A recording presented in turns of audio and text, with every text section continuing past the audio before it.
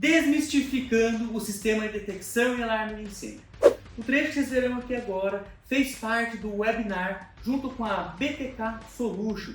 Tivemos como tema ali prevenção em foco, em que reunimos vários especialistas para comentar e falar, opinar exatamente sobre isso, prevenção e combate a incêndio, certo? Nesse trecho específico, eu me aprofundei mais sobre o sistema de detecção e alarme de incêndio, mostrando ali as lógicas de funcionamento, os principais erros que encontramos, tanto na prática, né, na instalação, quanto também em projetos. Está muito interessante. Bora lá?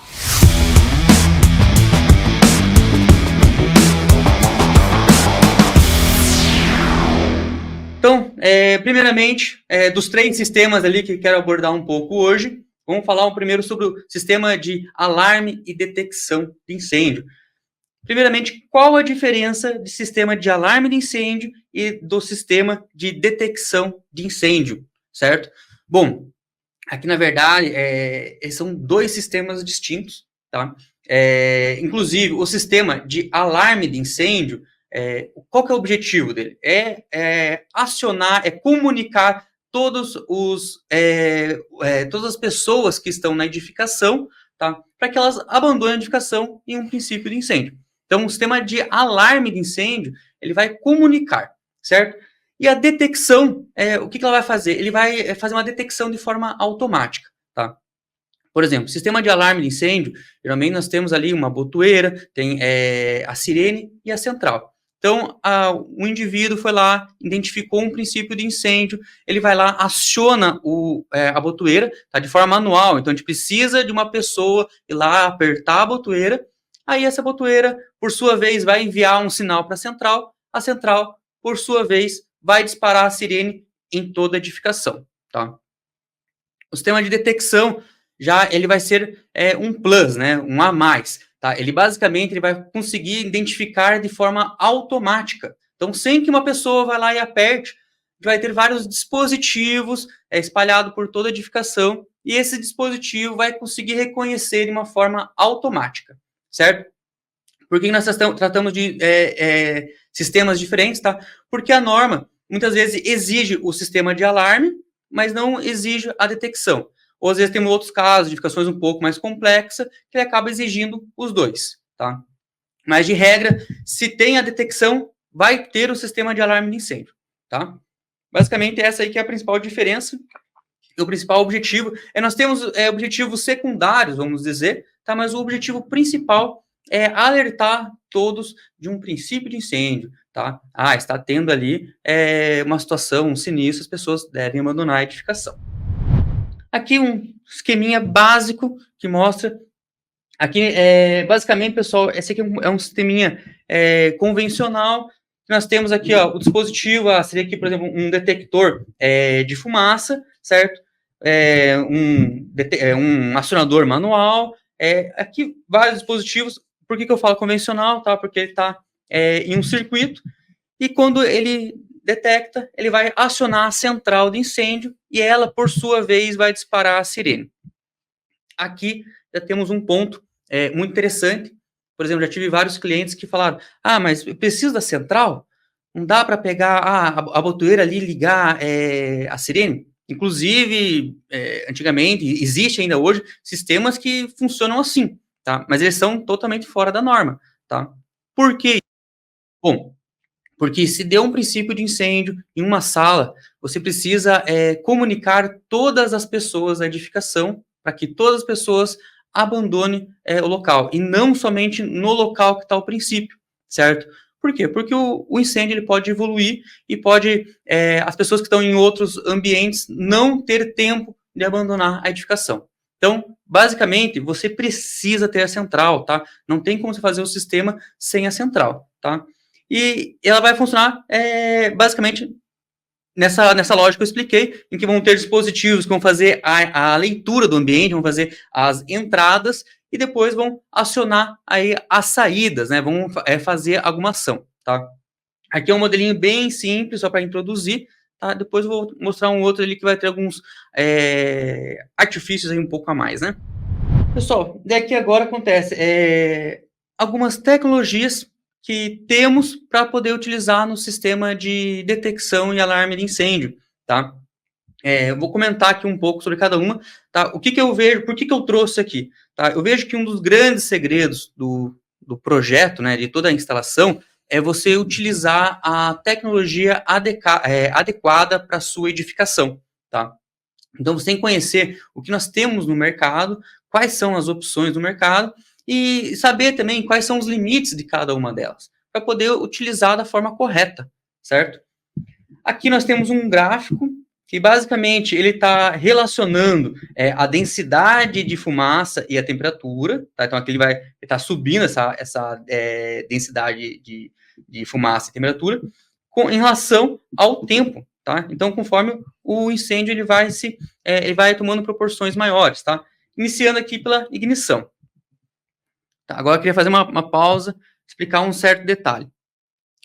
Pessoal, quando a gente está sempre, quando vai projetar, quando está pensando aí na lógica dos sistemas, acontece, a gente vai sempre pensar no incêndio, a gente tem que fazer com que o sistema funcione, atue, e o combate seja realizado antes do flashover, tá? Não sei se vocês estão a parte do que é esse flashover. Flashover é um momento do incêndio em que a temperatura do ambiente ele chega a ficar tanto, ela se eleva tanto, em que os outros materiais que estão no mesmo ambiente, eles vão pegar fogo, eles vão ter uma combustão de forma espontânea, tá? Então, por exemplo, você tem um armário num canto, ele começou a pegar fogo, o ambiente começou a subir tanta temperatura, que sem que haja o contato da chama, ou seja, somente pela convecção, somente pela irradiação, um móvel que vai estar do outro lado, ele vai pegar fogo, sem que a chama encoste. Quando você chega nesse momento, tá? Você não vai mais controlar aquele princípio de incêndio.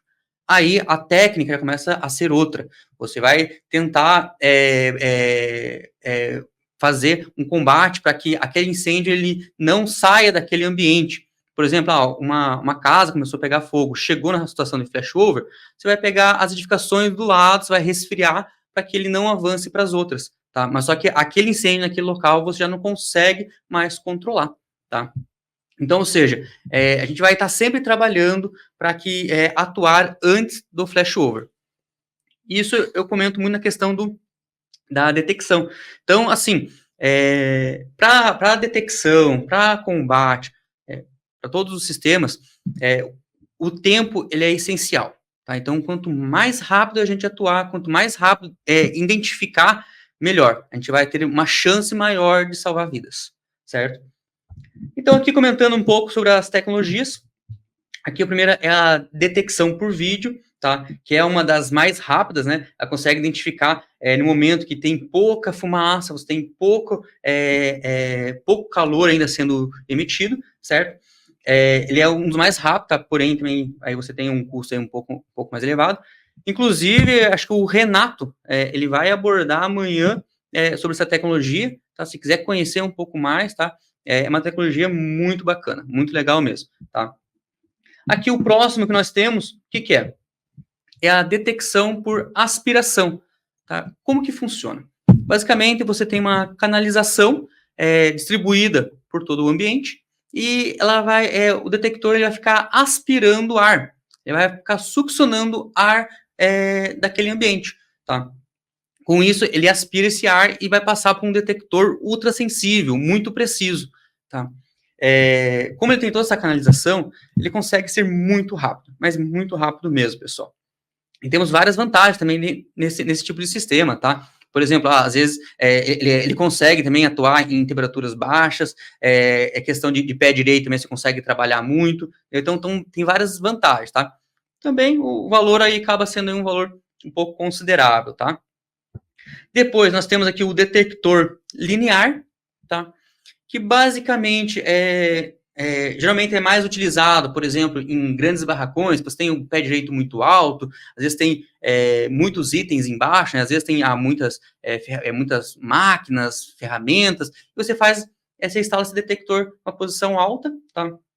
Esse detector, basicamente, ele emite um feixe luminoso, tá? Fosse ali um laser, que ele vai ir até o final do barracão, vai refletir num espelho e retorna para o sensor. Basicamente, quando a fumaça ela cruza esse feixe luminoso, você vai ter uma variação na intensidade luminosa. Tá? Então, com isso, ele consegue identificar que tem uma fumaça cruzando o local. Se o feixe fechar 100%, ele vai identificar com uma falha. Alguém passou com uma palheteira por cima, colocar uma caixa, entendeu? Então, aqui na questão de sensibilidade, depois do detector de aspiração, vem o detector linear, tá? Algo também que é muito comum ver, esse detector linear, geralmente nós temos muitas restrições do fabricante, tá? Então, assim, por exemplo, tem fabricante que ele tem que ficar sempre, por exemplo, no máximo 1 metro de distância do teto, tá? Então, assim, temos que estar muito próximo com o fabricante, lendo o manual, entendendo tudo, para poder fazer realmente um sistema que ele vá funcionar, tá? Aqui depois nós temos aí o detector de fumaça pontual, tá? Que basicamente é uma tecnologia bem semelhante ao detector linear, porém ele fica tudo dentro do detector, tá? Ele fica tudo de forma interna ali, tá? Quando entra uma partícula, né, uma fumaça dentro do detector, ele vai reconhecer, através dessa questão ali do feixe luminoso, e vai reconhecer um princípio de incêndio, tá? Aqui também é muito interessante a gente conhecendo, entendendo ali o princípio de funcionamento, porque a gente começa a entender onde que vai dar problema, onde vai ter falha. Por exemplo, como eu falei, o detector pontual, ele vai reconhecer ali partículas, né, fuligem. Se você colocar o detector de fumaça em um ambiente que é um ambiente muito sujo, você vai começar a ter alarme falso, tá? Por exemplo, às vezes você em muitos locais entre forro, né, um espaço ali do forro, né, do drywall até a laje, em que às vezes você tem material combustível. Com isso, você precisa instalar um detector naquele ambiente. Se você usar um detector de fumaça, você pode ter alarme falso, porque geralmente é um ambiente sujo.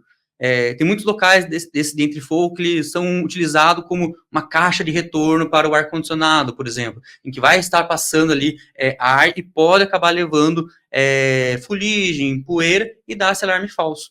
Então, nesse caso, a gente utiliza o detector pontual de temperatura, que é, no caso, esse próximo aqui que está aqui no gráfico, tá? Só que vocês percebem já que ele já vai acionar de uma forma um pouco mais tardia também, tá? Esse detector aqui, como que ele funciona? Como que é o princípio dele? Bom, nós temos a tecnologia que é temperatura fixa, tá? Então, quando ele chegar numa certa temperatura, ele vai acionar, ou pode ser também o termovelocimétrico, tá? O que é o termovelocimétrico? Ele vai disparar quando haver um acréscimo elevado da temperatura. Se eu não me engano, os da Bosch, eles são programados para, quando tiver mais de 6 graus em 1 minuto, ele vai reconhecer um princípio de incêndio, certo? Pessoal, e além disso, nós podemos ter tecnologias de dupla, né? Por exemplo, você fazer a leitura tanto do detector de fumaça quanto o de temperatura, e você conflitar essas duas informações para realmente ter uma leitura mais precisa, você evitar o alarme falso. Aqui, essa linha aqui, então, ele está fazendo a análise da fumaça, e essa aqui é questão de calor, chama, certo? Esse aqui é um detector de chama, certo? Que também ele acaba sendo, em relação ao calor, né? Ele acaba tendo uma detecção ali um pouco mais rápida que o detector pontual, certo? Bom, além da gente conhecer a tecnologia, ver o que temos aí no mercado, tá? Temos outras opções também, né? É muito interessante a gente entender como que se dará o incêndio naquele ambiente, tá? Por exemplo, nós temos ambientes que o incêndio ele tende a soltar mais fumaça do que calor. Temos ambiente que ele tende a sair mais calor do que fumaça, tá? Então, você entendendo essas diferenças também, você consegue utilizar a melhor tecnologia, certo? Bom, pessoal, tem algo que é interessante. apontar aqui a questão do sistema convencional e sistema endereçável, tá? Existe também sistemas algoritmo, tem outros sistemas, esses dois aqui são os que são os mais usados, né? Vamos dizer, 90%. Hoje, inclusive, um tempo atrás, geralmente, tinha bastante edificações com sistema convencionais, tá? Porém, hoje já está aí num valor bem atrativo, endereçável. Então, vamos dizer, já 80% das edificações aí já estão sendo aí, geralmente endereçáveis, certo? E qual que é a grande diferença de um para o outro, tá? O sistema convencional, ele vai fazer uma leitura do circuito, do laço que a gente chama, que por norma pode ser até 20 dispositivos. Então, basicamente, igual aqui nessa figura aqui, né, nós temos o laço, ele vai identificar que esse laço aqui, o laço A, disparou, mas ele não vai conseguir saber qual dispositivo está disparando, tá? Ele vai saber somente o laço. Bom, onde que é mais utilizado o sistema convencional? É muito comum, às vezes, por exemplo, em estacionamentos, em que você, batendo o olho, você consegue identificar muito fácil onde está o princípio de incêndio, porque geralmente é tudo aberto, tá? Então, é muito comum, às vezes, em estacionamento, você fazer laços convencionais para monitorar. Ou, às vezes, por exemplo, em lojas de shopping. Loja de shopping, geralmente você tem uma centralzinha, e essa central ela vai monitorar ali 5, 6, 10 detectores. Então, geralmente, você acaba utilizando o sistema convencional, até por causa da questão de valor, tá? O sistema endereçável, já, acontece, ele vai fazer como se fosse uma conversa com o dispositivo, tá? Ele conversa com cada um, por exemplo, detector 1, você está ok? Você está em alarme? Você está em falha? O detector, não, estou ok. Beleza. Detector 2. Então, ele vai fazendo essa troca de conversa, tá? Com cada dispositivo. E qual que é a grande vantagem? A gente consegue saber o dispositivo exato que está disparando. Disparou terceiro andar, banheiro masculino. Tá? Só um exemplo. A gente consegue saber algo bem mais preciso. Tá? E qual que é a vantagem disso? Bom, a vantagem é que a gente vai ter uma precisão do local que está disparando. Imagine uma edificação de 30 mil metros quadrados, disparou laço B. E agora, qual que é o laço B? Onde é que pega o laço B? Entendeu? Você tendo essa precisão do local, você ganha tempo para localizar o incêndio e você consegue atuar de forma mais rápida. Tá? Então, o sistema endereçável, querendo ou não, ele traz essa segurança. Tá? Aqui, por exemplo, hoje as centrais de detecção de alarme de incêndio, elas propiciam muita coisa, né? Aqui, por exemplo, a gente consegue conversar várias centrais, você consegue colocar um software de monitoração, por exemplo. É um software em que quando ocorrer um disparo, ele vai aparecer lá, ele vai aparecer como se fosse um pop-up no computador da parte da segurança, que vai mostrar na planta exatamente onde está o princípio, entendeu? Você consegue monitorar a questão de sistema de hidrantes, sistema de sprinkler, você consegue, às vezes, ligar uma pressurização de uma escada, você consegue acionar um sistema de supressão, por exemplo. Então, assim, você consegue fazer muitas automações, tá? O universo aqui é muito grande, é muito amplo, certo? E o sistema endereçável também, que eu vejo que tem uma grande vantagem, que a fiação acaba sendo mais simples, tá? Por que é isso importante? Bom, é importante porque eu já peguei muitos casos de sistemas convencionais em que a fiação estava feita de forma errada e começava a dar alarme falso, tá? Então, você ter um sistema que minimize a questão de possíveis falhas é melhor, tá? Então, essa que é a principal diferença aí do sistema convencional e sistema endereçável, certo? E alguns equívocos comuns, tá? Que eu queria até apontar, que eu acho que isso aqui vai ser muito rico, é a questão, por exemplo, detector pontual em pé direito alto, tá? Isso aí, nossa, já cansei de ver, tá? Nós temos uma restrição na norma que é até 8 metros, tá? Para detector pontual. Se o pé direito for maior, você tem que fazer como se fosse ali um chapéu chinês, que chama. Você coloca o detector e coloca um chapéuzinho em volta, para poder coletar aquela fumaça, tá? que isso é bem preocupante? Porque se você não coloca o detector até essa altura, ele vai ter um acionamento muito tardio, entendeu? Então, isso aí pode prejudicar bastante o sistema.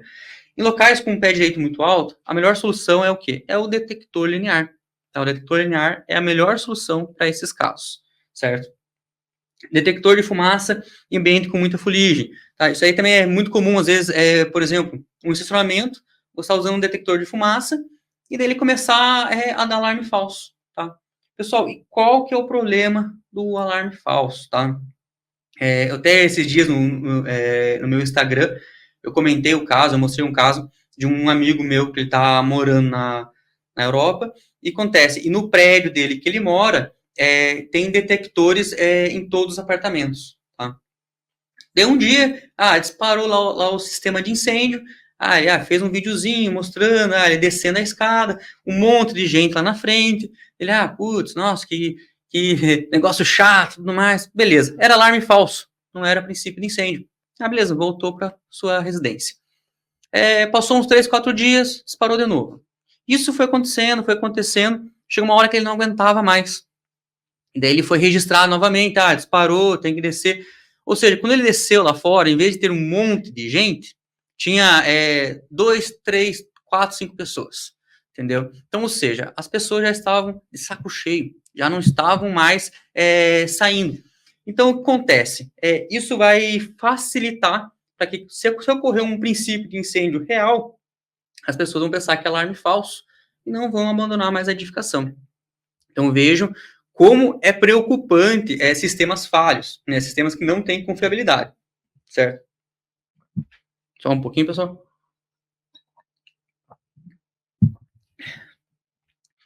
Outro item também que é muito preocupante, acionadores manuais fora da rota de abandono, fora da rota de fuga, tá? Imagine você numa situação de emergência. Disparou, você vai querer se salvar, né? Sair de dentro daquela edificação lá, porque tá pegando fogo. Agora você está saindo no corredor, por exemplo, você viu lá que tem um princípio de incêndio, você está saindo pelo corredor e tudo mais, está abandonando. Se o acionador manual não estiver na sua cara, frente, assim, no corredor, no teu caminho, você dificilmente vai entrar em uma sala, ir lá no cantinho lá e acionar, entendeu? Então você acaba daí não disparando todo o sistema. Então, acionadores manuais, eles têm que ficar na rota de fuga, tá? Para quê? Para que a pessoa, viu um princípio de incêndio, ela consiga de forma rápida e fácil acionar o sistema, tá? Caso o detector de fumaça não reconhecer e não identificar. Sistemas com inúmeras falhas e sem manutenção, tá? Isso aí é algo que é muito comum, tá? Infelizmente, já teve várias vezes que eu fui fazer ali uma vistoria, uma inspeção numa edificação, e eu chego lá e a central tá lá causando umas 10 falhas, entendeu? Ou às vezes o pessoal até desligou a central porque já não aguentava mais daquele sistema disparando, tá? Então, assim, tem que ter uma manutenção preventiva, em que a norma, inclusive, aponta que a cada 3 meses você tem que fazer uma visita, fazer os testes para manter, né, manter o sistema funcionando, certo? Ô Pablo, até me conta um pouco, cara, você trazendo esses equívocos, isso tudo, tem história de instalação, assim, que você viu uma coisa diferente, uma coisa errada, ou deu certo, não deu certo, assim, que te trouxeram para você escrever esses equívocos aqui? Conta um pouquinho de campo, assim, das tuas instalações. Olha, é muito comum eu fazer essas vistorias e inspeções, entendeu? Então, assim, eu já peguei muita edificação que, por exemplo, o sistema ali, o pessoal, eles tentaram maquiar as falhas, entendeu? E a central apontava como se tivesse 100%, porém, quando abria a central para poder dar uma olhada dentro, todos os fios estavam desligados, entendeu? Então, assim, se acontecesse qualquer situação, o sistema estava 100% inoperante, entendeu? E assim, infelizmente, tá? Não é só, não foi uma ou duas edificações. Teve muitos casos que tiveram situações assim, entendeu? Que o sistema que tá, ou às vezes, um circuito, né? Ele começou a dar muita falha, muito problema, ele simplesmente vai lá e desliga aquele circuito, entendeu? Então, assim, Infelizmente, isso aí eu vejo que às vezes falta de manutenção, entendeu? E também, às vezes, falta de interesse ali, às vezes, do proprietário. Às vezes o proprietário ele acaba vendo aquilo como um gasto, né? E não como, é uma segurança que ele está investindo, né? Entendeu? Infelizmente. Outra situação também, por exemplo, de pessoal que não sabe operar o sistema nem a parte básica, tá? Muitas vezes, quem fica próximo ali da central, às vezes é uma pessoa que ela não tem essa instrução. Muitas vezes, por exemplo, é um segurança, ou às vezes é uma secretária, que é muito comum ficar sempre na recepção ou na guarita. Pessoal da limpeza. Exatamente. E daí, assim, e às vezes eles são até instruídos a não mexer, entendeu? Então, assim, eles veem que tá disparando, tá dando qualquer coisa, eles não podem mexer. Entendeu? Às vezes tem uma empresa que faz a segurança ali, o dono da empresa de segurança instrui, não, você não pode mexer, isso aí é só com o pessoal da segurança do trabalho, coisa assim. E se deu um princípio, se deu uma coisa, é ele que deveria estar ali na frente e operando a central, entendeu? Então isso aí é falta de treinamento, sabe?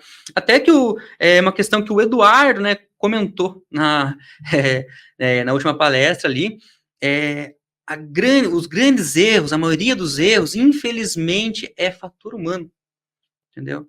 Então, eu vejo que tem muitas marcas hoje boas no mercado que funcionam, que dão uma confiabilidade, mas às vezes acontece, o instalador não faz de forma correta, eu gosto desse caso, que não tem um treinamento para operar a central, entendeu? Então, assim, o fator humano, infelizmente, hoje ainda, acho que é o principal causador das falhas nos sistemas.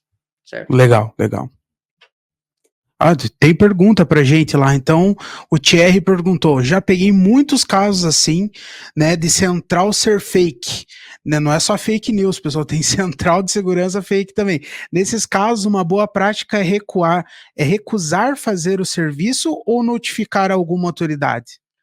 Olha, eu acho que, tipo assim, é muito importante, primeiro, você entender com quem que você está conversando também, tá? Por exemplo, já tive vezes que eu fui lá e percebi essa questão, e era um gestor que fazia toda a gestão do local. O que eu fiz? Eu peguei o trecho ali da lei, da norma, bem certinho, que mostra que ele é responsável civil e criminalmente. Entendeu? Então eu mostrei para ele, eu falei, infelizmente você tem parte nisso, entendeu? Então assim, se você contratou uma empresa para fazer esse serviço e essa empresa não fez, entendeu? Você tem que notificar eles, você tem que ir. E se eu vejo realmente, tá? Se é um caso que tá muito absurdo e tudo mais, tá? Eu tento até mesmo avisar autoridades, entendeu? Porque, querendo ou não, muitas vezes tá colocando vidas em risco, né? Entendeu? Então, por exemplo, a casa de show, casa de eventos, que tem uma complexidade, né? Que você tem ali muitas pessoas, né? Então, é preocupante isso aí, tá? Mas, assim, só que o ideal é sempre você entender com quem você está falando. Às vezes você está falando com o proprietário direto, entendeu? Ele também, ele é responsável civil e criminalmente, entendeu? Mostrar ali a responsabilidade, falar, e se pegar um incêndio aqui, e se pessoas morrerem, o que você vai falar, né? Entendeu? Então, é muito preocupante isso aí, sim, certo? Legal. Temos mais perguntas, produção? Temos. O meu amigo Eduardo Fritzen, Eduardo mandou uma pergunta lá. Geralmente, Eduardo traz para um difícil, hein? A velocidade do incêndio se alastra, que o incêndio se alastra é assustadora. Qual o melhor sensor para acompanhar isso? Ou qual o sensor, né? Acima aciona mais rápido? Tem algum tipo, né, de sensor que aciona mais rápido ou não tem muita diferença? Explica um pouco para gente. Não, tem sim, tá? A grosso modo, os sensores que são eles mais rápidos geralmente tendem a ser mais caros, tá? Então, geralmente nós temos essa questão. Mas, por exemplo, igual que eu estava mostrando, por exemplo, a detecção por vídeo, ela tende a ser muito rápida, ela é muito eficiente. Depois nós temos a detecção por aspiração, tá? Que também ela é bem mais eficiente que a pontual. Por quê? Porque ela fica aspirando o ar, ela fica coletando uma amostra o tempo inteiro do ambiente. Então, acaba sendo mais rápido. Depois temos ali a pontual, e assim vai pelas cada uma das tecnologias. É algo muito interessante que você comentou, e o que você falou ali, que cada vez mais a velocidade do incêndio está crescendo, tá? Tem até um estudo da UL que ela pega e ele analisa, por exemplo, os materiais que geralmente tinham, né, em uma sala convencional de 50 anos atrás e os materiais que geralmente temos hoje. Acontece, hoje cada vez mais temos mais sintéticos. Então, por causa disso, o incêndio ele acaba se alastrando numa velocidade absurda. Se comparado um pelo outro, hoje o incêndio ele é bem mais, tem uma potência muito maior, né? Tem uma velocidade maior. Então, querendo ou não, a nossa tecnologia tem que evoluir junto, certo?